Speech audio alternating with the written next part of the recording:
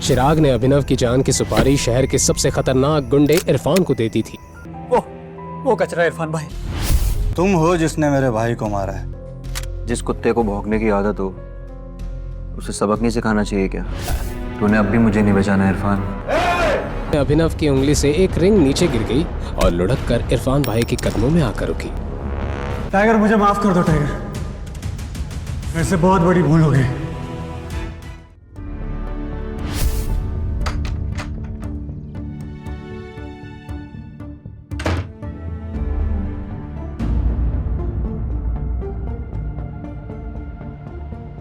कल रात तुम कहाँ थे? वो दादाजी, वो कल मेरे दोस्त की पार्टी थी कल रात को, तो वहां लेट हो गया तो वहीं सो गया था मैं। अच्छा, बेरोजगार तो तुम हो ही, अब तुम्हारी अय्याशी भी शुरू हो गई है। अभिनव एक मामूली सा डिलीवरी बॉय था जिसकी शादी शहर की एक मासूम और करोड़पति घराने की लड़की अनन्या से हुई थी। लेकिन इस शादी से सिंह खानदान में कोई खुश नहीं था। परिवार के मुखिया हरदेव सिंह ने मजबूरी में अनन्या की शादी अभिनव से करवाई थी, लेकिन वो भी अभिनव को नीचा दिखाने का एक भी मौका नहीं छोड़ते थे। कान खोलकर सुन ले, मैं बाहर जा रहा हूँ। जब मैं वापस आऊं इस घर की साफ सफाई अच्छी तरीके से होनी चाहिए, नहीं तो मैं तुम्हारी टांगें तोड़ दूंगा। हटा कैसे। अभिनव को बड़े दिनों बाद आज घर में अकेले रहने का ये मौका मिला था और उसे ऐसी शांत फीलिंग बहुत पसंद थी।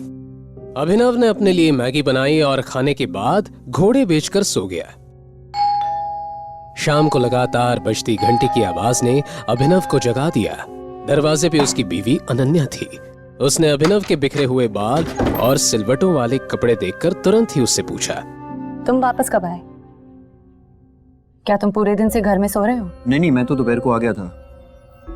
वैसे तुम्हें तुम्हारे भाई का कॉल आया है क्या आज? नहीं तो वो मुझे कॉल क्यों करेगा? लगता है सनी सिंह अभी भी मेरी बात को सीरियसली नहीं ले रहा है। अरे नहीं, मैंने तो बस वैसे ही पूछा। अपने भाई का नाम सुनकर अचानक से अनन्या को याद आया कि उसके भाई ने वीआर ग्रुप के साथ सिंह इंडस्ट्रीज के कॉरपोरेशन का सारा मैटर चिराग के हाथ में दे दिया है।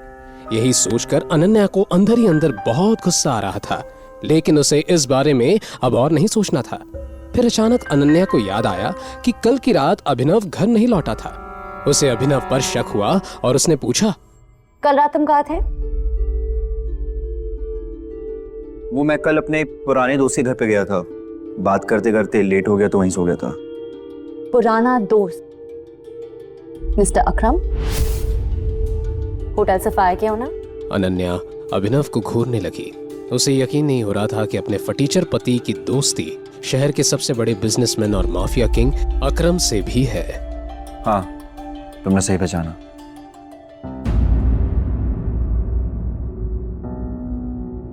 हालांकि मैं ये नहीं जानती कि तुम मिस्टर अकरम को कैसे जानते हो, लेकिन अगर तुम मुझे बता रहे हो कि पूरी रात तुम मिस्टर अकरम से बातें कर रहे थे, तो मुझे इस बात पर बिल्कुल भरोसा नहीं है।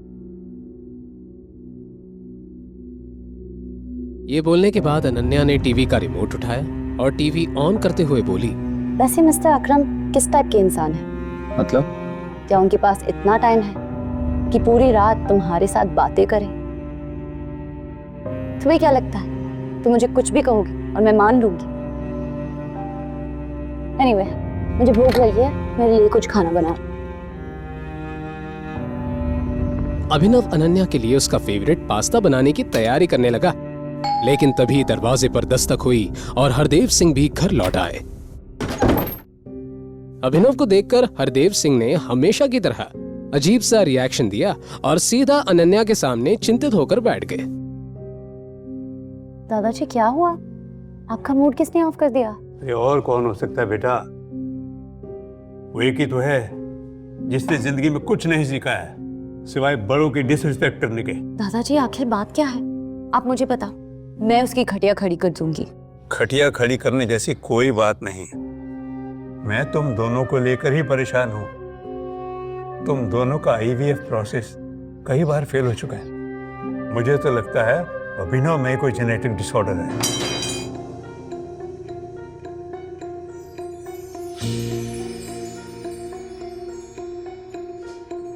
एक तो अनाथ है परिवार का आता पता नहीं।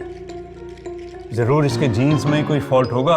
ये बोलते हुए हरदेव का ध्यान किचन की तरफ गया और फिर वो अभिनव को सुनाई दे ऐसी आवाज में बोले, अरे मैं तो चाहता हूँ अभिनव एक बार अपना फिजिकल एग्जामिनेशन करवा ले।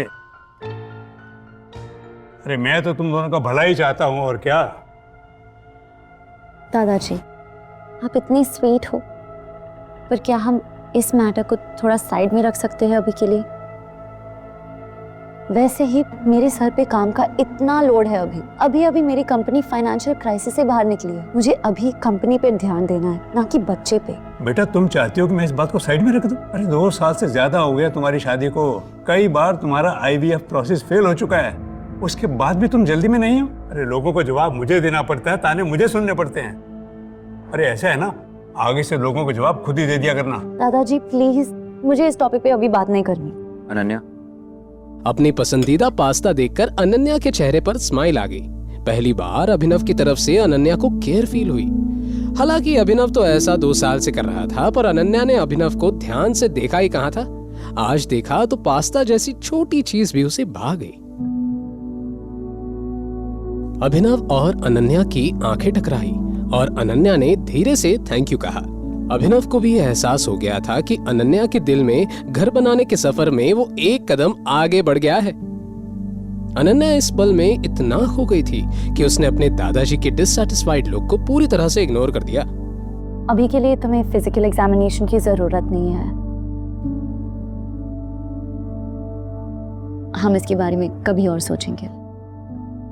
मैं भी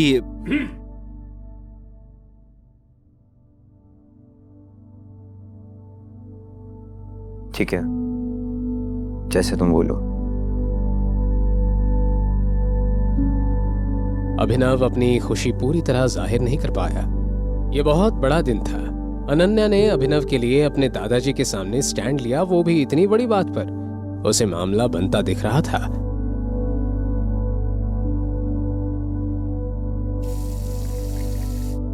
ना चाहते हुए भी अनन्या अभिनव की ओर आकर्षित होने लगी थी।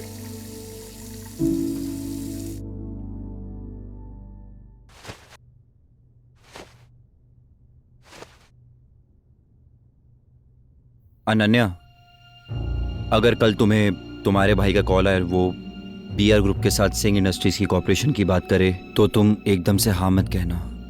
मतलब थोड़ा सा टाइम लेना, उससे भी तो तुम्हारी इंपॉर्टेंस पता चलनी चाहिए ना। तुम पागल हो गए हो? सनी भैया ने सब कुछ चिराग को दे दिया। BR ग्रुप के साथ सारा कॉर्पोरेशन अब वही हैंडल करेंगे। उन्हें मेरी क्यों जरूरत पड़ेगी? और तुम ना, तुम्हें कुछ पता ही नहीं चलता, बस फालतू की बातें करते रहते हो। अनन्या, बस तुम याद रखना, अगर कॉल आए तो एकदम से हाँ मत कहना। Good night. सो जाओ। अपनी बात कहने के बाद अभिनव सो गया। जैसे तैसे अनन्या ने अपने आप को संभाला और लाइट बंद करने के बाद वो भी सो गई। अगले दिन जब अनन्या अपने काम से घर से निकल गई तो उसके पीछे पीछे अभिनव भी होटल सफायर की तरफ निकल पड़ा। अभिनव ने अपनी असली पहचान सबसे छुपा कर रखी थी। सिंह परिवार के लिए वो सिर्फ एक मामूली डिलीवरी बॉय और नाकारा घर जमाई था, पर असल में वो अंडरवर्ल्ड की सबसे शक्तिशाली कंपनी द माफिया किंग का नया बॉस बन चुका था। अंडरवर्ल्ड की दुनिया में लोग उसे टाइगर के नाम से जानते थे।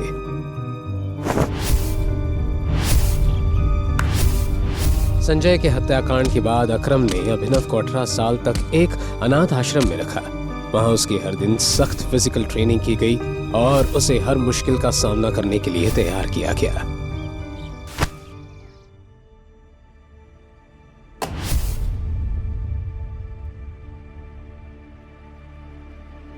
इस कंपनी की बुनियाद उसके पिता संजय ने रखी थी, लेकिन संजय के देहांत के बाद कंपनी की जिम्मेवारी उनके वफादार साथी अकरम के कंधों पर आ गई। जब अकरम को लगा कि अभिनव काबिल हो चुका है, तब उसने उसे माफिया किंग के गद्दी पर बैठाया, लेकिन अपनी असली पहचान सबसे छुपाने की एक शर्त भी रखी। अगर ये शर्त टूटी तो अभिनव को इस गद्दी से हाथ धोना पड़ सकता है। वैसे ऑफिस का आरामदायक माहौल, खासकर जॉब, आपके अंडर एक एफिशिएंट सेक्रेटरी हो जो सब कुछ कर ले, और आपको कुछ करने की जरूरत ना पड़े तो आपको और मजा आने लगता है।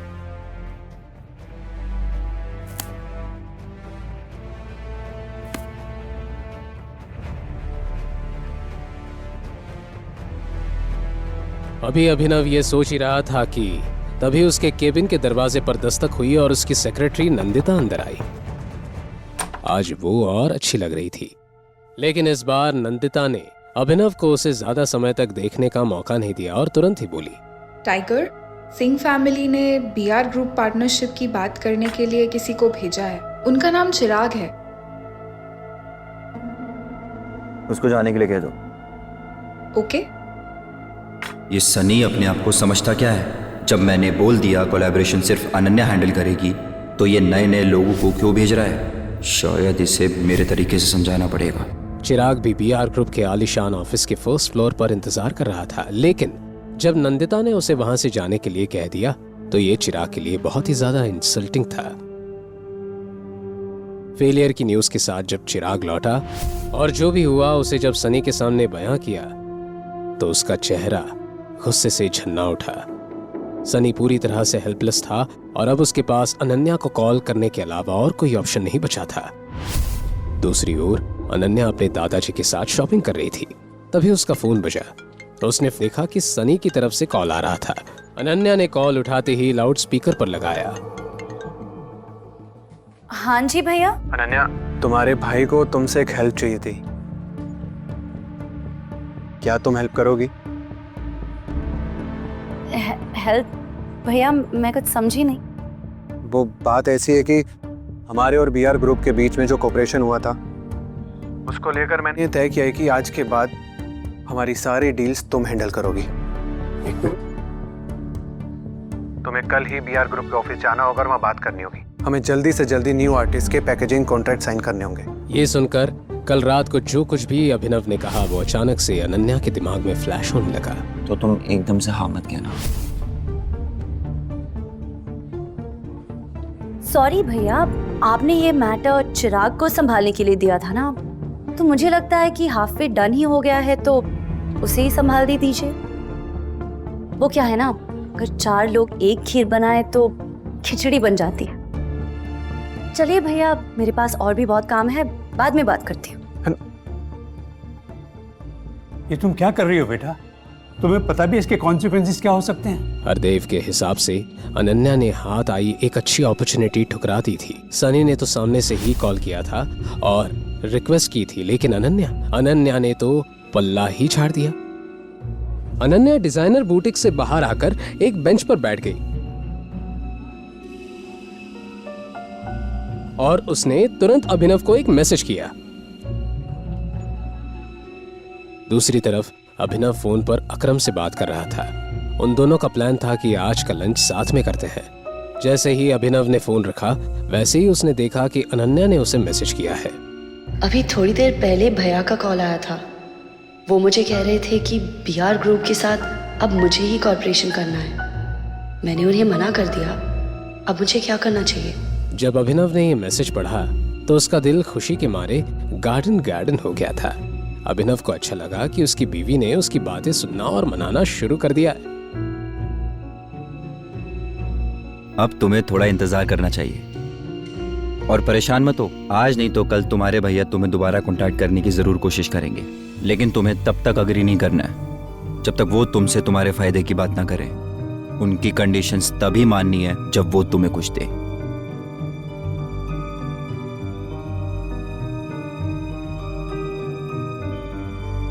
आज बहुत दिनों बाद अभिनव की मुलाकात अकरम से हो रही थी। एक अकरम ही तो था जिसने अभिनव को उसकी असली पहचान से रूबरू करवाया था, टाइगर नाम से रूबरू। Tiger, welcome welcome welcome. आओ, इधर बैठो। अकरम ने अभिनव को सम्मान देते हुए मेन चेयर पर बैठाया और कहने लगा कि उसने उसे एक खास मकसद के लिए बुलाया है। उसके बाद अकरम ने जैसे ही एक ताली बजाई वैसे ही काले कपड़ों में एक आदमी उस कमरे में आया। उसके हाथ में एक छोटा सा बॉक्स था। अकरम ने उस आदमी के हाथ से उस बॉक्स को लिया और अभिनव को देखने लगा। इसे मैंने खास तुम्हारे लिए प्रिपेयर किया था। पिछले 18 सालों से ये अमानत मेरे साथ थी, लेकिन अब अब वक्त आ गया है कि ये उसके हाथों में जाए जिसकी अमानत है। अकरम अंकल,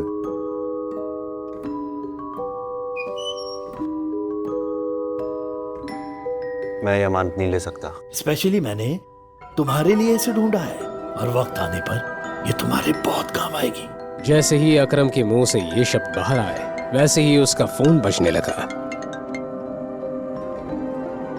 हेलो। फोन उठाने के बाद अकरम के एक्सप्रेशंस कुछ ज्यादा ही सीरियस हो गए थे। ठीक है, देखता हूं मैं। टाइगर, आई एम सॉरी, लेकिन मुझे लग रहा है तुम्हें लंच अकेले ही करना पड़ेगा। मुझे एक बहुत जरूरी काम आ गया है और उसे सेटल करने जाना है। लेकिन तुम मेरा ये गिफ्ट एक्सेप्ट करो। हाँ, इसे तुम मेरी तरफ से अपने बर्थडे का एडवांस गिफ्ट समझो। मैं समझ गया, अब जाइए अपना काम कीजिए और इसे मैं एक्सेप्ट करता हूँ। Thank you in advance. ठीक है टाइगर, हम जल्दी साथ में लंच करेंगे, ओके? यही बोलते हुए अकरम उस कमरे से निकल गया।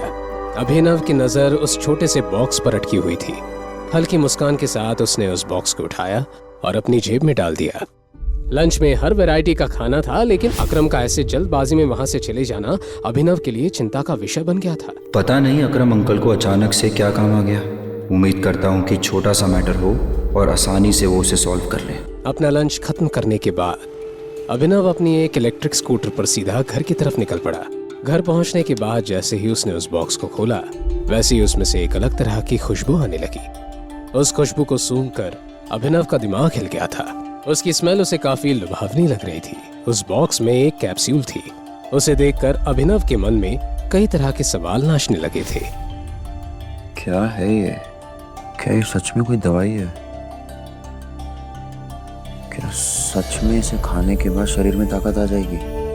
लेकिन ये कोई जड़ी बूटी वाली पिल की तरह लग रही है। कहीं ऐसा तो नहीं अकरम अंकल को किसी ने बेवकूफ बना दिया हो? अभिनव ने तय किया कि वो उस दवाई को लेगा। उसने जैसे ही उस पिल को अपने मुंह में रखा, उसे पानी की जरूरत ही नहीं पड़ी। वो कैप्सूल तुरंत ही मेल्ट हो गई और उसके गले से नीचे उतर गई। वो एकाएक चौंक गया। हालांकि अकरम उसे किसी भी तरह नुकसान नहीं पहुंचाना चाहता था, लेकिन फिर भी अभिनव को लग रहा था कि उस पिल में कुछ तो गड़बड़ है। बिना सोचे समझे उसने ये पिल तो ले ली थी, लेकिन कहीं अब अभिनव मर तो नहीं जाएगा कि तभी अचानक से उसे अपने पेट में एक तेज दर्द का एहसास हुआ। कुछ ही सेकंड्स में उसका पूरा शरीर कांपने लगा और देखते ही देखते अभिनव बेहोश हो गया।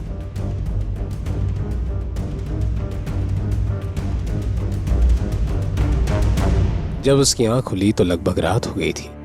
अभिनव ने आंख खोली थी कि तभी अचानक से उसे तेज बदबू आने लगी। इस समय उसके कपड़े पूरी तरह गीले हो गए थे और उनमें से भी बदबू आ रही थी। वो काफी डिस्गस्टिंग लग रहा था। अभिनव के पास सोचने का बिल्कुल टाइम नहीं था। वो शावर लेने के लिए बाथरूम चला गया। अपने शरीर को अच्छे से साफ करने में उसे करीब 1 घंटा लगा। नए कपड़े पहनकर वो बाथरूम से बाहर आए। बेहोश होने के बाद जिस जगह पर वो गिरा, उस जगह पर येलोइश कलर का लिक्विड जम गया था। वहां से और भी ज्यादा बदबू आ रही थी और उसे साफ करने में अभिनव को और आधा घंटा लगा। अकरम अंकल को किसी ने बेवकूफ़ी बनाया है। ताकत वाकत तो छोड़ो, दर्द अलग दे दिया है। ऊपर से ये बदबू। मुझे तो अभी ये भी नहीं पता कि इस दवाई के और कितने साइड इफेक्ट्स होंगे। जैसे ही कमरे की सफाई हुई, वैसे ही अनन्या और हरदेव घर आ गए। अच्छी शॉपिंग होगी ना आज, है ना? और टाइम पर भी हो गए, एकदम टाइम पर। तुमने खाना बना दिया? दरअसल मुझे काम था तो मैं खाना नहीं बना पाया। मैं सोचता था क्यों नहीं आज हम बाहर खाना खाने चल रहे हैं। अच्छा, आज से पहले तो ऐसे बहाने सुनने को मिले नहीं थे। सारा दिन घर पर रहते हो, काम धाम करने का कुछ है नहीं। लगता नहीं आजकल साहबजादे कुछ ज्यादा बिजी रहने लगे हैं। अनन्या को भी अभिनव की बात कुछ हजम नहीं हुई, लेकिन अभी कुछ दिनों से अभिनव का बदला रूप देखकर अनन्या अभिनव से चिढ़ नहीं सकती थी। इसलिए अनन्या ने कहा, एक्चुअली दादाजी, मैं भी सोच रही थी कुछ दिनों से क्यों ना हम खाना खाने बाहर चले।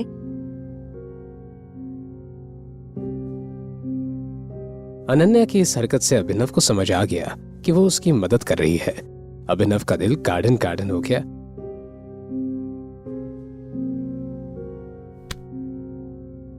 अभिनव, ये सब क्या चल रहा है? रिस्पॉन्सिबिलिटी भी कोई चीज होती है।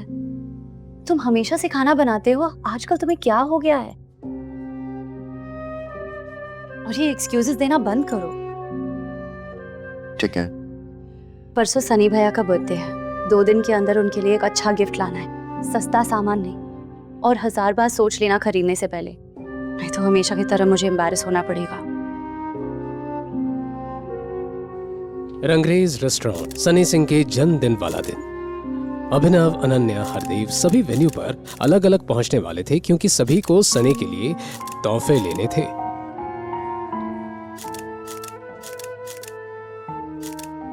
समय देख रही हो? अभिनव अभी तक नहीं आया था और अनन्या उसी का इंतजार कर रही थी। अभिनव ने अनन्या से प्रॉमिस किया था कि इस बार वो भी गिफ्ट देगा, वो सबसे हटके होगा, लेकिन उसके बाद भी अनन्या के दिल में एक खलबली मची हुई थी। जब अनन्या ने देखा कि अभिनव अपने हाथ में ऑर्डिनरी लकड़ी का बॉक्स हाथ में लेकर वहां पहुंच गया है तो उसके चेहरे पर 12 बज गए। क्या यार अभिनव, कम से कम बॉक्स तो गिफ्ट रैप करवाती। अरे मुझे वैसे भी रैप नहीं कराना था और मेरे पास टाइम भी नहीं था ये रैप कराने का। खैर छोड़िए ना, क्या फर्क पड़ता है कि ये बॉक्स कैसा है, बॉक्स के अंदर सामान क्या है, वो मैटर करता है ना। अब जब सभी लोग भैया को गिफ्ट देने लगे तब इस बॉक्स को उन गिफ्ट्स के साथ रख देना। इस बार मुझे कोई ड्रामा नहीं चाहिए, थक गई हूँ मैं। ठीक है, जैसे तुम बोलो। सनी सिंह का वफादार दोस्त चिराग ये सब देख रहा था और अभिनव को जलील करने का ये सुनहरा मौका वो अपने हाथ से नहीं जाने देना चाहता था। अब ये फटीचर भी पार्टीज में आएंगे। चिराग, अभिनव मेरा पति है, खबरदार अगर उसे नीचा दिखाया तो। लोग, अनन्या, मैं तुम्हारी फीलिंग्स को हर्ट नहीं करना चाहता, पर इस फटीचर को पता भी तो होना चाहिए कि इसकी शादी एक करोड़पति लड़की से हुई है। कब तक ऐसे भिखारियों की तरह घूमता रहेगा? अपने काम से काम रखो, मुझे यहाँ पर कोई सीन क्रिएट नहीं करना है। बकवास बंद कर और अपनी औकात में रह, समझा? और भूल मत, तू एक मामूली सा डिलीवरी बॉय था। अनन्या से शादी की होगी, ज्यादा हवा में उड़ रहा है क्या? उससे कोई फर्क नहीं पड़ता है मैं जितना मर्जी यूजलेस हूँ, लेकिन तुझसे काफी बेटर हूँ, जिससे बीआर कंपनी ने कचड़े की तरह अपने ऑफिस से बाहर निकाल दिया था। मामला कुछ ज्यादा ही गर्म हो गया था। चिराग शहर के बड़े बड़े गुंडों के साथ में भी उसका अच्छा खासा उठना बैठना था, लेकिन उसके बाद भी उसने चिराग से पंगा ले लिया। हो गया कल्याण, आज की रात अभिनव के लिए अच्छी नहीं जाने वाली। ऐसा ही होना चाहिए था इसके साथ। सिंह खानदान के लोग अभिनव को मार खाता हुआ देखना चाहते थे। जैसे ही चिराग ने मुक्का मारने के लिए अपना हाथ अभिनव की ओर बढ़ाया, वैसे ही अभिनव ने तुरंत ही उसका हाथ पकड़ लिया और कड़क अंदाज में बोला, क्या तू अभी भी मुझे मारना चाहता है? कुत्ते कमीना, मैं तो तेरा खून पी जाऊंगा। जैसे ही चिराग के मुंह से शोले फिल्म का ये पुराना डायलॉग आया, अभिनव ने उसका हाथ इतनी जोर से ट्विस्ट किया कि चिराग की हालत खराब हो गई और वो चीखने लगा। मुझसे बहुत नफरत है ना? घिन आती है मुझसे। तो मेरा हाथ तुझे लगेगा तो खुद से भी घिन आएगी। अपनी ताकत का ऐसा अंजाम देखकर अभिनव खुद चौंक गया था। इतनी ताकत अचानक उसमें कैसे आई? कहीं ये अकरम से मिली कैप्सूल का कमाल था? दूसरी तरफ चिराग दर्द से छटपटाते हुए जमीन पर पड़ा था। ये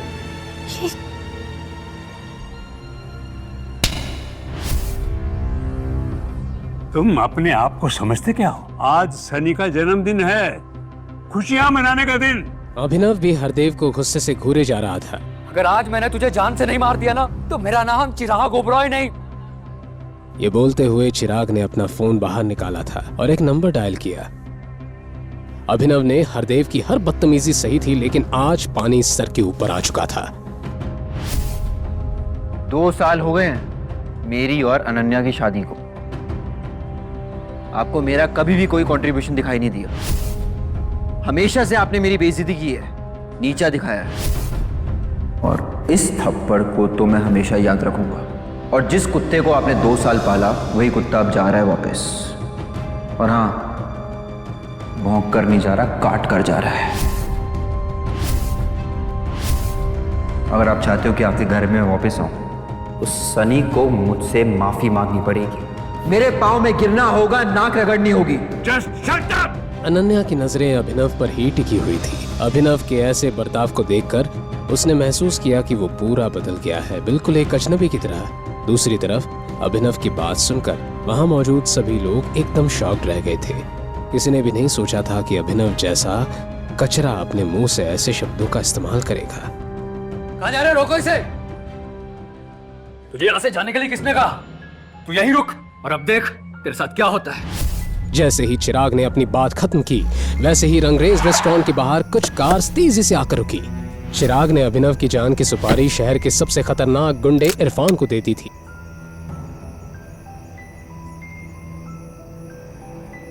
अपने आदमियों के साथ इरफान गुस्से से जैसे ही अंदर आया, चिराग ने उससे कहा, इरफान भाई फाइनली आप आ गए।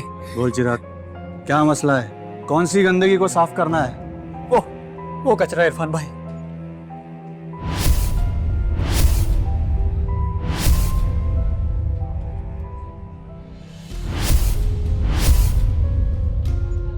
तो तुम हो जिसने मेरे भाई को मारा है। जिस कुत्ते को भौंकने की आदत हो उसे सबक नहीं सिखाना चाहिए क्या?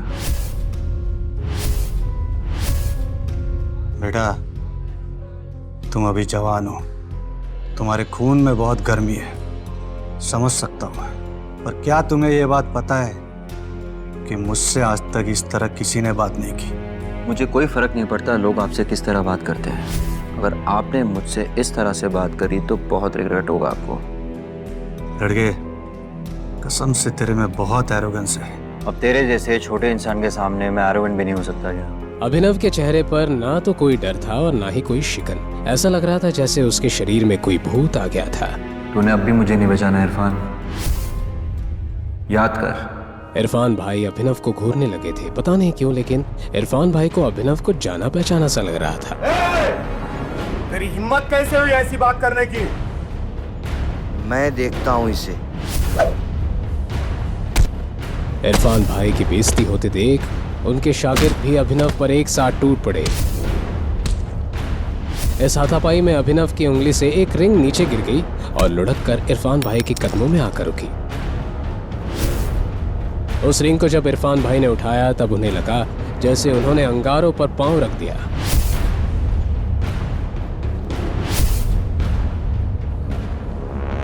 वो तुरंत अभिनव के पैरों में गिर गए और कहने लगे, टाइगर, मुझे माफ कर दो टाइगर, मेरे से बहुत बड़ी भूल हो गई। क्या अब अभिनव का राज सबके सामने आने वाला है? क्या अब उसे अपनी असली पहचान सबको बतानी पड़ेगी? क्या अभिनव इरफान को माफ कर देगा? क्या होगा जब चिराग को अभिनव की असलियत पता चलेगी? आखिर बीआर ग्रुप से अभिनव का क्या ताल्लुक है? क्या अकरम ने दी हुई पिल का कोई साइड इफेक्ट होगा? अनन्या द्वारा किए गए सवाल का जवाब अभिनव देता। उससे पहले ही उसकी आंख खुली और उसने खुद को अपने घर में पाया। ये सिर्फ एक सपना था, लेकिन अभिनव को इस बात पर भरोसा नहीं हो रहा था। अभिनव अपने घर पर इसलिए सो रहा था क्योंकि अनन्या को बिल्कुल पसंद नहीं था कि वह सुबह उठकर अभिनव का चेहरा देखे। अभिनव के पापा संजय की मौत जो एक साजिश थी, उसके बाद से वह काफी अकेला हो गया था। अपने पापा की मौत के पीछे जो आदमी था उसका चेहरा उसे अच्छी तरह याद था। आज उठकर अभिनव को अकरम से मिलने जाना था। अभिनव जल्दी से तैयार होकर जब अकरम के पास पहुंचा तो अकरम उसे देखकर काफी खुश हो गया और कहा, आखिरकार हमने तुम्हें ढूंढ ही लिया टाइगर। टाइगर? हाँ, मैं पिछले 18 सालों से तुम्हें ढूंढ रहा हूं। तुम हमारे टाइगर हो, हमारे इस हजारों करोड़ के बिजनेस एम्पायर के वारिस जिसे हम तीनों दोस्तों ने मिलकर शुरू किया था। मैं, तुम्हारे पापा संजय और राणा अग्निहोत्री। इतना कहते ही अकरम ने दीवार पर टंगी एक तस्वीर की तरफ इशारा कर दिया जिसमें संजय, अकरम और राणा तीनों मौजूद। राणा को देख अभिनव को झटका लगा। उसकी आंखों के सामने वो दिन फिर से हरा हो गया जो वो हर सुबह देखकर उठता था। उस रात अभिनव के पिता को जिस आदमी ने गोली चलाई थी वो राणा था। दोस्त होने के बावजूद राणा ने अभिनव के पिता के साथ गद्दारी की थी। अभिनव की आंखें चिंगारी सी लाल हो गई। ये देख अकरम ने पूछा, क्या हुआ? तुम इतने गुस्से में क्यों हो? नहीं, मैं ठीक हूं। आपको मुझसे कुछ बात करनी थी ना? हाँ, मैं तुम्हें हमारी कंपनी द माफिया किंग के बारे में कुछ बताने वाला था। हम तीनों ने मिलकर द माफिया किंग को खड़ा किया था, जिसके नाम से पॉलिटिशियन, सेलिब्रिटी और इस देश का बड़े से बड़ा आदमी कांपता था। पर तुम्हारे पापा के जाने के बाद सब बिखर गया। इस बीच हमारे कुछ दुश्मन भी पैदा हो गए। उनमें से एक दुश्मन है दिग्पाल छिंगावत। वो सालों से तुम्हें ढूंढ रहा है। वो तुम्हें मारकर हमारा नामो निशान मिटा देना चाहता है। फिलहाल द माफिया किंग का सारा काम राणा का बेटा मोंटी संभाल रहा है, लेकिन अब से कंपनी के कुछ फैसले तुम्हारे हाथों में होंगे। अपने पिता के काम को अब तुम्हें ही आगे बढ़ाना है टाइगर। ये सुनते ही अभिनव हैरान हो गया। कल तक उसकी जेब में 100 रुपये भी नहीं थे और आज अचानक वो हजारों करोड़ की कंपनी का मालिक हो गया था। इसके बाद अभिनव अपनी नौकरी पर गया और वहां उसके बॉस ने उसे खूब सुनाया, क्योंकि कल अभिनव काम पर नहीं आ पाया था, जिसके कारण उसके बॉस को बहुत नुकसान हुआ। बात यहां तक पहुंच चुकी थी कि उसके बॉस ने उसे नौकरी से निकाल दिया। इसके बाद अभिनव ने अपने बॉस से कहा, ठीक है, मैं जा रहा हूं। इस महीने जो मैंने काम किया उसकी सैलरी दे दीजिए। कल जो तेरी वजह से हमारा नुकसान हुआ, अगर मैं उसकी भरपाई तेरी सैलरी से भी करूं तो भी नहीं होगी। शुक्रमना मैं वो नहीं मांग रहा हूं। अब निकल यहां से। ये आप क्या बोल रहे हो? मैंने पूरे महीने काम किया है। एक दिन नहीं आया तो आपका 25,000 का नुकसान हो गया। मैं तब तक यहां से नहीं जाऊंगा जब तक मुझे मेरी सैलरी नहीं मिल जाती। हाँ, अच्छा रुक, अभी देता हूं तुझे तेरी सैलरी, उसके बॉस ने कहा और टेबल पर रखी घंटी बजा दी। अगले ही पल कमरे का दरवाजा खुला और 4 बाउंसर अंदर घुस आए। उठाकर पटकाओ, बाहर इसको। बॉस के मुंह से यह सुनते ही वो चारों ने अभिनव पर धावा बोल दिया, लेकिन इससे पहले उनमें से कोई अभिनव पर हमला कर पाता, अभिनव ने उन्हें पटकनी दे दी। देखते ही देखते बॉस के सारे आदमी ढेर हो गए थे। बॉस यह देख हैरान रह गया था। अभिनव अब सीधा बॉस के पास आया और बोला, चुपचाप मेरी सैलरी दे दो। बॉस ने घबराहट में अपने ड्रॉर में से चेक निकाला और उस पर अमाउंट भरकर कांपते हाथों से अभिनव को थमा दिया। अभिनव ने चेक देखा और ऑफिस से बाहर निकल गया। इधर अभिनव जब ऑफिस से बाहर पहुंचा तो उसे एक अनजान नंबर से कॉल आया। अभिनव ने कॉल उठाया और बोला, हेलो हेलो टाइगर, अकरम बोल रहा हूं। हाँ कहिए। टाइगर, मुझे तुम्हें किसी से मिलवाना है। वो हमारे माफिया वर्ल्ड का एक बहुत बड़ा नाम है और साथ ही तुम्हारे पापा और मेरा जिगरी यार बलराज। मैं चाहता हूं बलराज को पता चल जाए कि टाइगर लौट आया है, इसलिए शाम को डिनर के लिए होटल सफायर पहुंच जाना। मैं तुम्हें एड्रेस भेज रहा हूं। अकरम के मुंह से बलराज का नाम सुनते ही हैरान हो गया। उसने बलराज का नाम पहले भी सुना था। इस शहर में बलराज का नाम बच्चा बच्चा जानता था और हर आदमी उसके नाम से कांपता था। ऐसे में अभिनव को भी उससे मिलने में घबराहट हो रही थी। जिस बलराज से वो घबरा रहा था, असल में वो उसी का बॉस होने वाला था। आपको सच में लगता है कि मुझे बलराज जी से मिलना चाहिए? अभिनव ने अकरम से पूछा। वो अभी तक बलराज के नाम से कांप रहा था। अकरम भी उसकी घबराहट समझ गया था। ऐसे में उसने हंसते हुए कहा, बलराज जी नहीं, सिर्फ बलराज। तुम टाइगर हो यार, और जंगल के सारे जानवर टाइगर के नाम के आगे जी लगाते हैं, लेकिन टाइगर किसी के नाम के आगे जी नहीं लगाता। चलो मिलते हैं शाम को।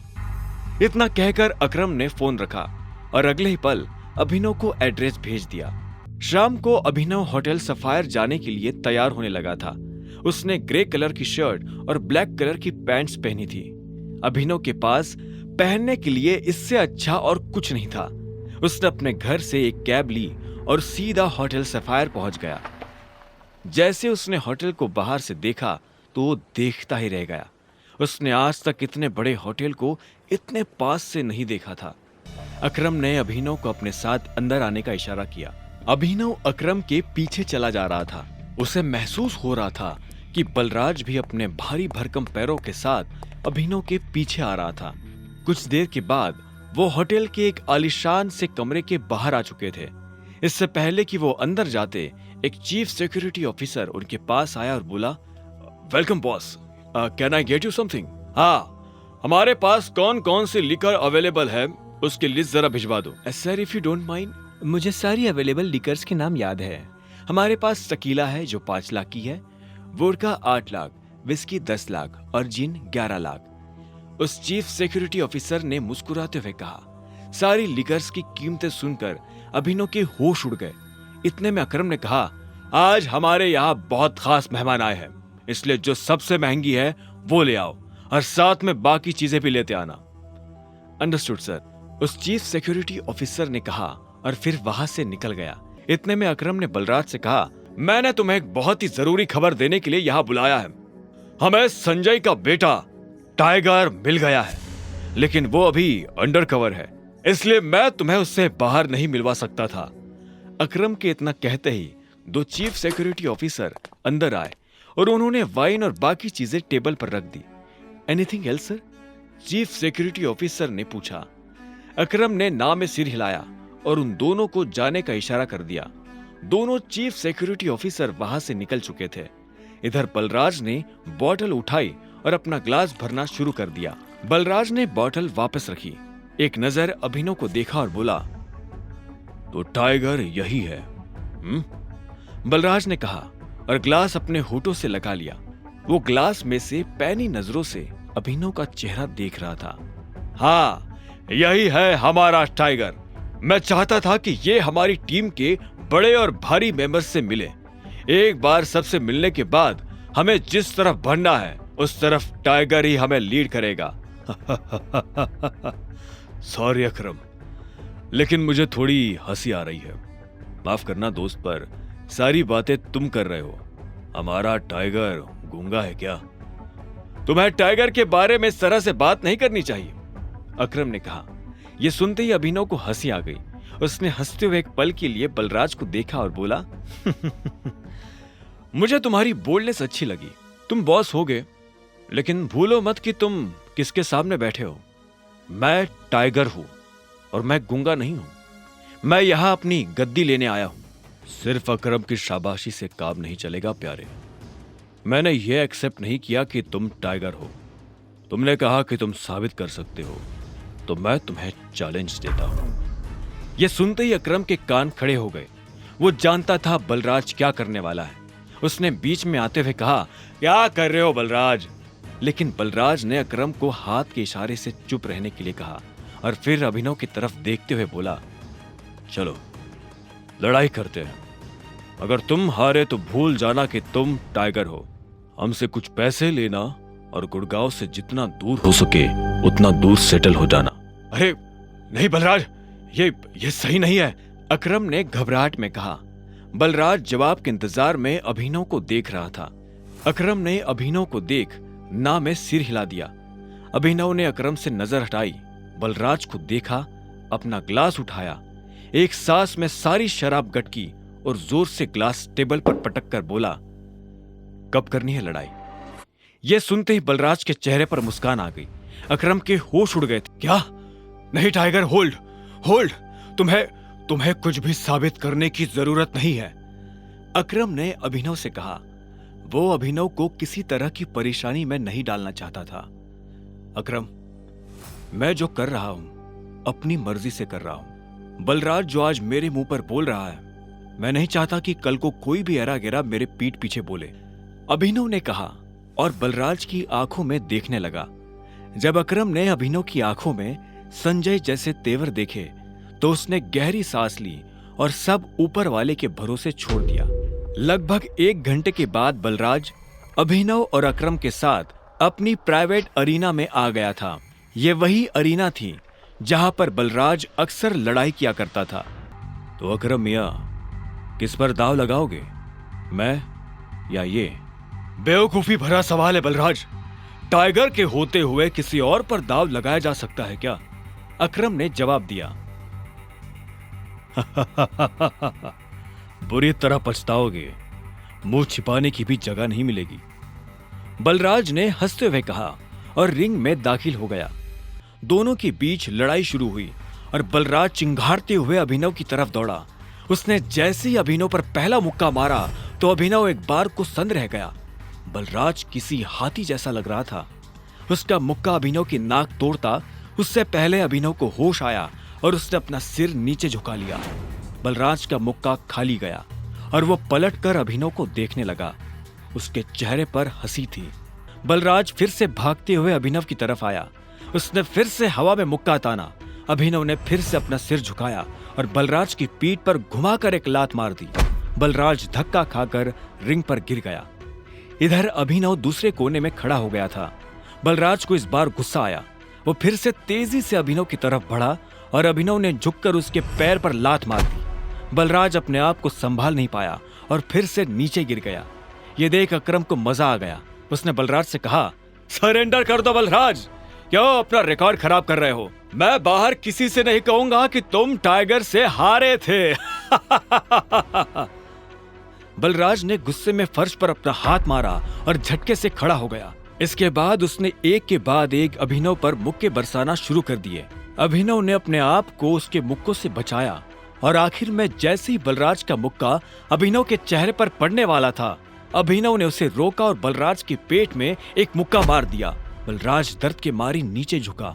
इतने में अभिनव ने बलराज के पीछे आकर अपने दोनों हाथ उसकी कमर में कसे और उसे हवा में उठा दिया। ये देख अकरम का मुंह खुला का खुला रह गया था। आखिर में अभिनव ने बलराज को एक पल के लिए हवा में थामा और फिर उल्टा पटक दिया। बलराज के मुंह से चीख निकल गई। ये कहां से सीखा? कहीं से नहीं, ये टाइगर को विरासत में मिला है, उसकी गद्दी के साथ, अभिनव ने कहा। इतने में अकरम ने उसके पास आकर अभिनव को गले से लगा लिया और बलराज को चिढ़ाते हुए बोला, tiger tiger tiger tiger. Balraj की कमर में मोच आई थी, पर उसने हंसते हुए अभिनव से कहा, चलो शराब पीते हैं, आज की पार्टी मेरी तरफ से। इस बात पर अकरम ने कहा, ऐसे नहीं, ऐसे पूछो कि टाइगर, क्या आप मेरे साथ शराब पीना पसंद करेंगे? क्या आप मेरे साथ शराब पीना पसंद करेंगे मेरे टाइगर? बलराज ने कहा और अभिनव के सामने नीचे झुक गया। अभिनव ने मुस्कुराते हुए बलराज को उसके कंधे से पकड़कर ऊपर उठाया और बोला, क्यों नहीं। ठीक इसी वक्त अभिनव का फोन बज उठा। उसने देखा अनन्या का फोन था। हाँ अनन्या, मेरे मम्मी पापा वापस आ गए हैं। जो कुछ भी हुआ उसके बारे में उन्हें पता चल चुका है। वो तुमसे मिलना चाहते हैं। तुम अभी के अभी मेरे दादाजी वाले घर आओ। अभिनव ने फोन जेब में डाला। इतने में अकरम उसके पास आया और बोला, क्या हुआ, सब ठीक है? हाँ अकरम, सॉरी बलराज, लेकिन मैं तुम्हारे साथ नहीं आ पाऊंगा। मुझे अभी अपने ससुराल जाना पड़ेगा। मेरे सास ससुर आए हुए हैं। ससुराल? तुमने शादी कब की? बलराज ने चौंकते हुए कहा। लंबी कहानी है, फिर कभी बताऊंगा, अभिनव ने जवाब दिया। बलराज ने आगे कहा, वैसे अकरम, हमें मोंटी को बुलाकर बता देना चाहिए कि नहीं, अभी नहीं। जब तक चीजें साफ नहीं हो जाती तब तक किसी को भी भनक नहीं लगनी चाहिए कि टाइगर लौट आया है। मोंटी जो कर रहा है उसे करने दो, अकरम ने कहा। इतने में अभिनव ने कहा, चलो मैं निकलता हूं। अकरम, तुम्हें याद है ना, मुझे कल से एक नई नौकरी। हाँ, तुम कल ऑफिस आ जाओ, मैं अपने सेक्रेटरी को बोल दूंगा, तुम्हारा काम हो जाएगा। ये सुन अभिनव ने अकरम और बलराज से हाथ मिलाया और वो बाहर आ गया। उसने अपने जाने के लिए एक कैब बुक कर ली थी। जैसे ही वो कैब में बैठने वाला था कि इतने में अकरम भागते हुए उसकी तरफ बढ़ने लगा। अभिनव ने देखा उसके हाथ में कुछ था। इतने में अकरम पास आया और उसने एक छोटा सा बैग अभिनव को थमा दिया। इसमें क्या है? वही शराब जो हमने होटल में पी थी। अपने सास ससुर को पिलाना। उनकी पूछतों ने भी कभी इतनी महंगी शराब नहीं पी होगी। अकरम ने कहा और इस बात पर दोनों हंस पड़े। आखिर में अभिनव ने कहा, इन सब के लिए थैंक यू सो मच, और तुम्हें भी वापिस आकर हमारी उम्मीदें जिंदा करने के लिए, अकरम ने कहा। अभिनव मुस्कुराया और वहां से निकल गया। गाड़ी अनन्या के घर के बाहर आकर रुकी। अभिनव नीचे उतरा और गहरी सांसें लेते हुए घर के अंदर पहुंच गया। उसने देखा कि अनन्या के माता पिता यानी शर्मिला और राजीव सोफे पर बैठे हुए थे। वो उन्हें देखते ही पहचान गया था। वो दोनों भी अभिनव को अंदर आते हुए देख रहे थे। अभिनव जितने अच्छे से मुस्कुरा सकता था वो उतने अच्छे से मुस्कुरा रहा था। नमस्ते मम्मी जी। नमस्ते पापा जी, ये मैं आपके लिए लाया था, अभिनव ने हिचकिचाते हुए कहा और बोतल उन दोनों की तरफ बढ़ा दी। शर्मिला ने अभिनव को देखते ही अपना मुंह फेर लिया था, लेकिन राजीव की नजर जैसे ही बोतल पर पड़ी तो उसने तुरंत अभिनव के हाथ से बोतल ले ली। क्या बात है, ये तो काफी महंगी लग रही है। माय गॉड, क्या खुशबू है, देखो, राजीव ने कहा और बोतल शर्मिला की तरफ बढ़ा दी। शर्मिला ने उसे झटके से दूर किया और बोली, क्या तुम भी? मुझे तो लगता है कि ये कहीं से बॉटल चोरी करके लाया होगा। तुम्हें लगता है कि इसके जैसा आदमी इतनी महंगी शराब अफोर्ड कर पाएगा? जो कुछ भी हुआ है उसके बारे में हमें सब कुछ पता है। अनन्या को भी नहीं पता ये सब कैसे हुआ, और मुझे भी लगता है कि ये कोई बहुत बड़ी गड़बड़ हुई है। पर जो भी हो, अब तुम्हारा और अनन्या का जो रिश्ता है उसे बदला नहीं जा सकता। अभिनव ने हाँ में सिर हिला दिया। वैसे भी जो कुछ हुआ उसका उसे मलाल नहीं था। अगर वो अनन्या से नहीं मिलता तो वो अकरम से कभी नहीं मिल पाता। साथ ही वो बाहर की दुनिया में अनन्या का नाम भी खराब नहीं होने देना चाहता था। ऐसे में वो भी नहीं चाहता था कि ये शादी टूटे। राजीव ने आगे पूछा, तो तुम काम क्या करते हो? मैं डिलीवरी बॉय का काम करता था, लेकिन मुझे आज नौकरी से निकाल दिया गया है। अभिनव ने कहा। उसके ये शब्द किसी बम की तरह उन दोनों पर गिरे। इससे पहले कि शर्मिला कुछ कहती, राजीव ने कहा, कोई बात नहीं, लेकिन तुम्हें जल्द से जल्द कोई नई नौकरी ढूंढनी होगी। अब तुम जा सकते हो, राजीव ने शांति से कहा। अभिनव उठा और बाहर निकलने लगा। इतने में शर्मिला के गुस्से में और एक उबाल आया और वो अभिनव के पीठ पीछे बोली, देखो कैसा ढीठ है, ओवर कॉन्फिडेंस देख रहे हो इसका? जेब में 10 रुपया नहीं है पर चल ऐसे रहा है जैसे किसी जंगल का टाइगर हो। भाड़ में जाए ऐसा कॉन्फिडेंस। और तुम, नौकरी का मतलब ये नहीं कि कल को तुम पार्किंग लॉट में बैठकर लोगों की गाड़ियों की रसीद काटो। मेरा मतलब है एक नौकरी जैसी नौकरी। अगर कल तक तुम्हें वो नौकरी मिल जाती है तो तुमने जो कहा है मैं उसके बारे में सोच सकती हूँ। शर्मिला से ये सुनते ही अभिनव के चेहरे पर एक बड़ी सी मुस्कान आ गई। शर्मिला को नहीं पता था कि अभिनव कौन है और उसके पीछे किसका हाथ है। उसने मुस्कुराते हुए हाँ में सिर हिलाया और घर के अंदर जाने लगा। रात बहुत हो चुकी थी और उसे पता था कि इस वक्त वो अपने घर नहीं जा सकता। उसने सोचा था कि वो अनन्या के कमरे में जाकर सो जाएगा। क्या है, रात हो गई है, मैं अपने घर नहीं जा सकता, मुझे सोने के लिए जगह चाहिए। तो क्या, तुमने मुझे यहां मम्मी पापा से मिलने के लिए बुलाया था ना, तो अब तुम जगह दो। तुम्हें क्या लगता है मैं तुम्हें फिर से अपने कमरे में आने दूंगी? तो और मैं कहाँ जाऊंगा? मुझे नहीं पता। अनन्या ने दरवाजा बंद किया और दूसरी तरफ से चिल्लाते हुए बोली, नौकरों की जगह मालिकों के कमरों में नहीं, घर के स्टोर रूम में होती है। ये सुनते ही अभिनव को बुरा लगा, पर वो कर भी क्या सकता था। उसने बस बंद दरवाजे को देखा और हताशा से अपना सिर हिलाने लगा। उसे पता था कि उसे बाकी कमरों में भी कोई जगह नहीं मिलने वाली है, इसलिए जहां इस घर के नौकर सोया करते थे अभिनव वहां चला गया। वहां उसे किस्मत से एक बिस्तर खाली मिला और अभिनव उस पर जाकर सो गया। अभिनव को कब नींद लगी और कब सुबह हो गई उसे पता ही नहीं चला। वो जल्द से जल्द तैयार हुआ और AK प्राइवेट लिमिटेड पहुंच गया। जैसे ही वो कैब से बाहर निकला तो सबसे पहले उसकी नजर सनी पर पड़ी। सनी ने भी उसे देखा और चालाकी से मुस्कुराते हुए बोला, आहा, देखो जरा कौन आया है, सिक्योरिटी। वो अभिनव को अंदर नहीं आने देना चाहता था। सनी की एक आवाज पर सिक्योरिटी वाले वहां आकर खड़े हो गए। वो अकरम को फोन मिलाने वाला था, पर इससे पहले कि वो अकरम को फोन मिला पाता, इतने में एक सुंदर सी लड़की काली स्कर्ट और सफेद शर्ट में उसकी तरफ चली आ रही थी। उसने आते ही सिक्योरिटी वालों से कहा, तुम लोग जा सकते हो, ये मेरे साथ है। इतना कहकर उसने अभिनव की तरफ देखा। ये देख सनी के होश उड़ गए। उस दिन पार्टी में और अब यहाँ भी अभिनव ने सनी को गलत साबित कर दिया था। इससे पहले कि वो कुछ कह पाता, अकरम की सेक्रेटरी जेनी ने उसे शांत रहने का इशारा कर दिया था। अभिनव को सनी के चेहरे पर छाया मातम देखकर काफी खुशी हो रही थी। वो मुस्कुराया और जेनी के साथ निकल गया। आपको अकरम ने बताया कि मैं यहाँ क्यों आया हूँ? ये सुनते ही जेनी के कान खड़े हो गए। अभिनव जैसा आदमी जो यहाँ नौकरी के लिए आया था, वो अकरम को अकरम कहकर बुला रहा था। जेनी ने इस सवाल का कोई जवाब नहीं दिया। उसने अपने ऑफिस का दरवाजा खोला और अंदर चली गई। अभिनव भी उसके पीछे पीछे अंदर आया और बोला, तुमने मेरे सवाल का जवाब नहीं दिया। सॉरी, जेनी ने कहा।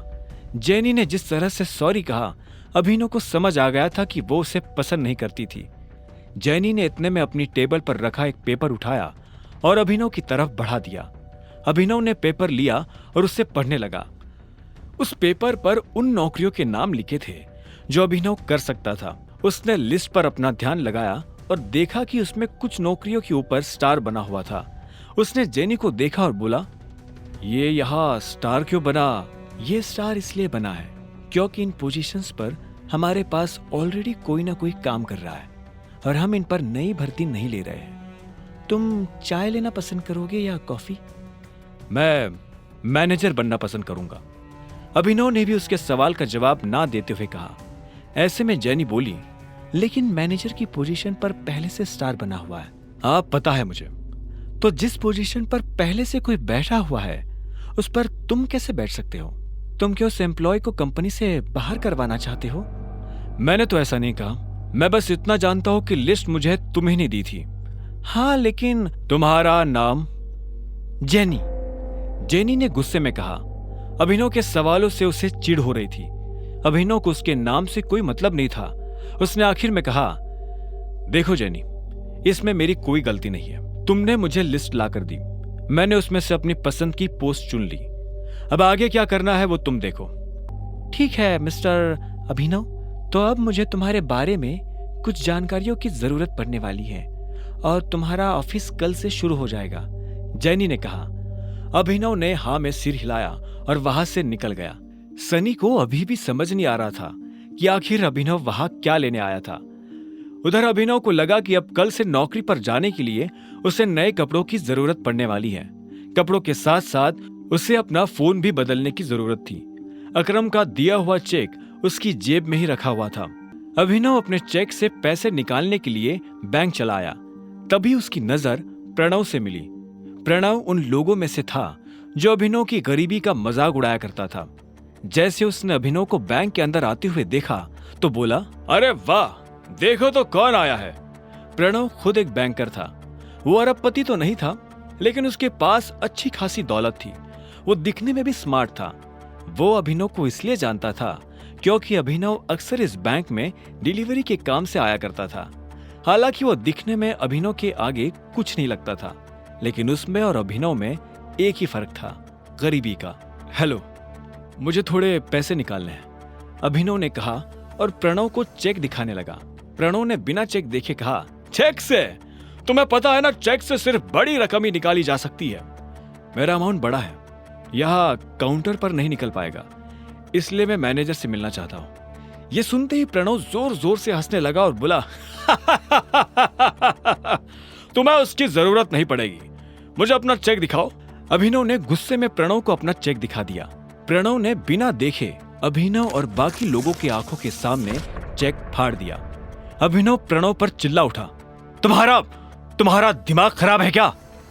सिक्योरिटी को बुलाओ और इस आदमी को अभी के अभी बाहर निकलवाओ यहाँ से। फर्जी चेक लाकर बैंक वालों को बेवकूफ बनाता है। अभी पुलिस बुलाकर तुझे अंदर करवाता हूँ। इधर अभिनव ने अपने फाड़े गए चेक के टुकड़ों को मुट्ठी में भरा और गुस्से में अपनी मुट्ठी भींच ली। इतने में सिक्योरिटी वाले आए और उन्होंने अभिनव को चारों तरफ से घेर लिया। छोड़ो मुझे, छोड़ो, अभिनव ने कहा और गार्ड्स के हाथ से खुद को छुड़ाने की कोशिश करने लगा, लेकिन वो लोग उसे छोड़ नहीं रहे थे। क्या हो रहा है यहाँ? यह आवाज और किसी की नहीं बल्कि बलराज की थी। उसने अभिनव को दूर से ही पहचान लिया था। बलराज को देखते ही अभिनव की जान में जान आ गई थी। अब कोई उसका कुछ नहीं बिगाड़ सकता था। प्रणव ने बलराज की तरफ देखा और बोला, सॉरी सर, मुझे पता नहीं था कि आप इस तरह यहाँ आ जाएंगे। मैं तो बस इस आदमी को फर्जीवाड़ा करने से रोकने की कोशिश कर रहा था।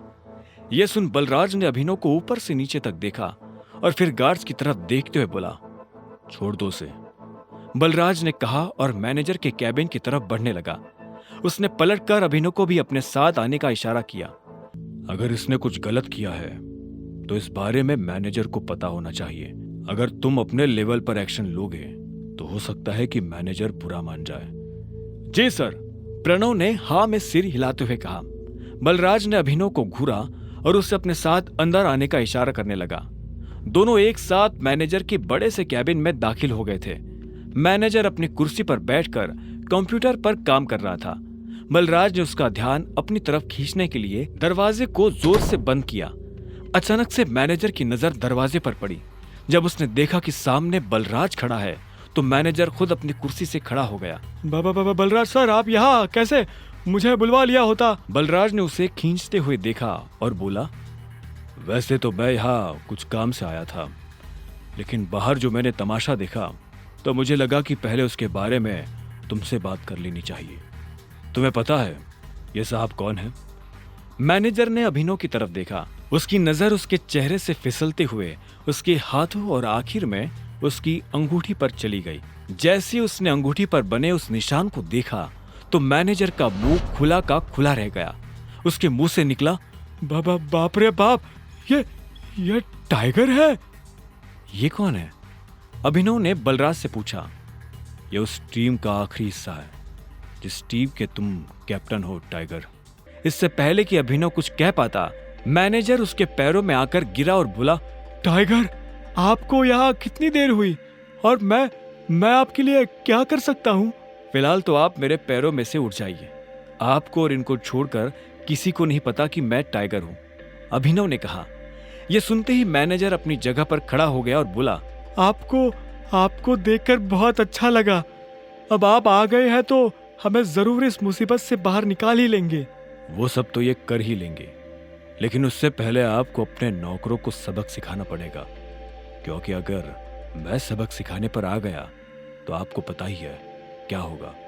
बलराज ने कहा और अभिनव के साथ जो हुआ उसने मैनेजर को सब बता दिया। ये सुनते ही मैनेजर का खून खौल उठा।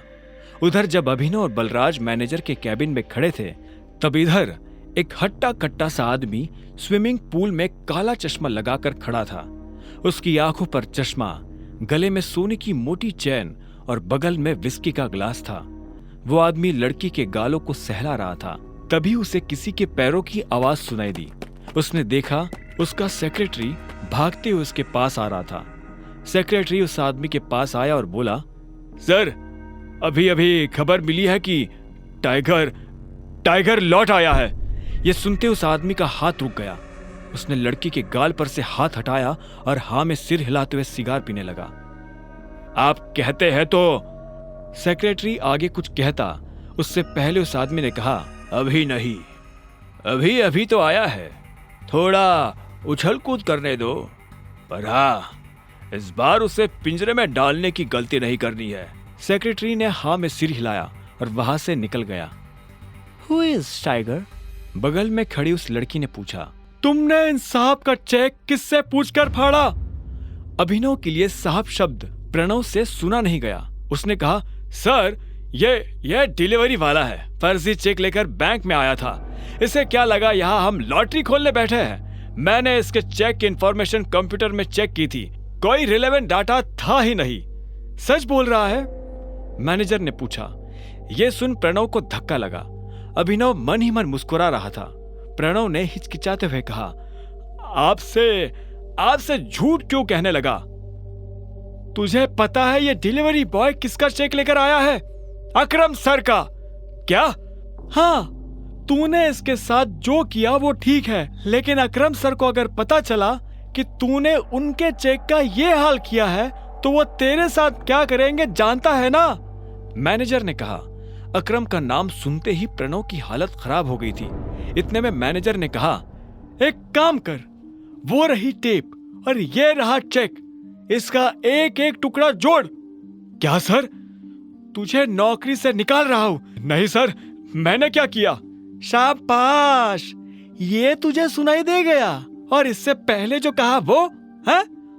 आखिरकार प्रणव ने चेक को बड़ी मेहनत से जोड़ा और मैनेजर को दे दिया। मैनेजर ने उसे देखा और प्रणव को बाहर जाने का इशारा कर दिया। जैसे ही प्रणव बाहर गया तो मैनेजर ने अंदर से कमरे का दरवाजा लॉक किया और अभिनव के पास आते हुए बोला, टाइगर, तुम इतने सालों से कहाँ थे? पहले ये बताओ कि तुम मेरे पापा से कैसे जुड़े हुए हो? मैं उनकी टीम का हिस्सा हूं, मैनेजर ने जवाब दिया। इतने में बलराज ने कहा, टाइगर वापस तो आ गया है, लेकिन मोंटी के वापस आने तक किसी को भनक भी नहीं लगनी चाहिए, वरना गेम हो जाएगा। हाँ, बलराज सही कह रहा है टाइगर, हम शेरों के बीच एक भेड़िया घुस आया है।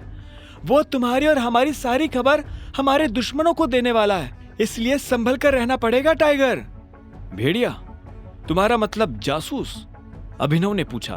बलराज ने कहा, हाँ, इसके बारे में मोंटी तुम्हें डिटेल में बताएगा, और तब तक गुफा से बाहर आना नहीं, और आओ तो अंधेरे में।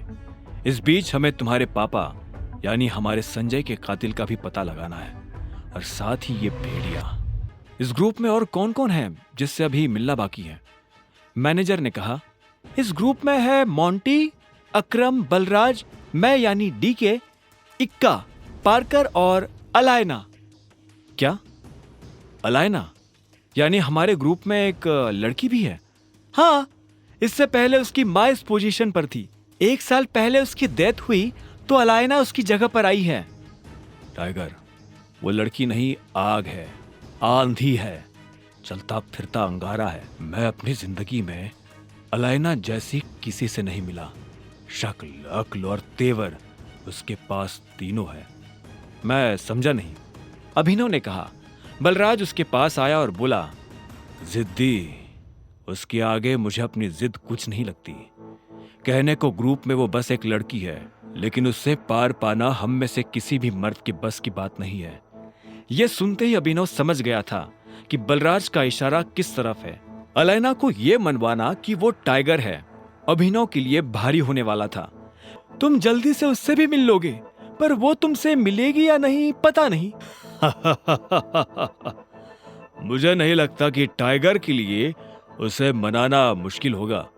मैंने जैसा सोचा था यह आदमी वैसा है नहीं। बलराज की यह बात सुन डीके के कान खड़े हो गए। उसने बलराज को देखा और बोला, टाइगर ने तुम्हें रिंग में पटका क्या? यह सुनते ही बलराज जोर से हंसा और उसने हाँ में सिर हिला दिया। उसे देख डीके भी जोर जोर से हंसने लगा। आखिर में डीके ने कहा, तुम्हें कितने पैसों की जरूरत है? मैं दे देता हूं। चेक मैं अकरम के ऑफिस से री इशू करवा लूंगा। मुझे अभी 1 करोड़ रुपए चाहिए, बचे 49 करोड़ मेरे नए अकाउंट में डलवा देना। अभिनव ने कहा और यह सुन डीके उसके लिए पैसे लेने चला गया। उसके जाते ही अभिनव बलराज के पास आया और बोला, एक बात बताओ, ये अलायना के बारे में तुम कुछ जानते हो क्या?